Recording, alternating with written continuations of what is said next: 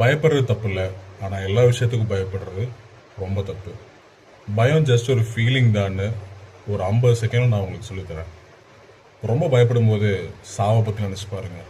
எல்லாரும் ஒரு நாள் சாகத்தான் போகிறோம். அப்புறம் எதுக்கு பயப்படுறீங்க? கையில் காசு இல்லைன்னு பயப்பட்டிருப்பீங்க, திரும்ப சம்பாதிச்சுக்கலாம். அவமானம் வரும்னு பயந்துருப்பீங்க, எல்லாரும் மறந்துடுவாங்க. அதை ரிஜெக்ஷன் வரும்னு பயந்துருப்பீங்க, அது எல்லாருக்குமே நடக்கிறது தான். ஃபெயிலியர் வரும்னு பயந்துருப்பீங்க, அதை ஃபேஸ் பண்ணலன்னா ஜெயிக்கவே முடியாது. நம்மளை எல்லாரும் ஜட்ஜ் பண்ணுவாங்கன்னு பயந்துருப்பீங்க. இந்த உலகத்தில் நம்மளை ஜட்ஜ் பண்ணாததான் யாருமே கிடையாது. நம்ம என்ன பண்ணாலும் இந்த உலகம் நம்மளை ஜட்ஜ் பண்ணும். பிடிச்சவங்களை இழந்துருவோமோங்கிற பயம். இந்த உலகத்தில் யாரும் நம்ம கூட கடைசி வரைக்கும் வரமாட்டாங்க. மிஸ்டேக்ஸ் நடந்துருமோன்னு பயம். மிஸ்டேக்ஸ் நடந்தால் தான் கற்றுக்க முடியும். ரிஸ்க் எடுக்கிறத பற்றின பயம்.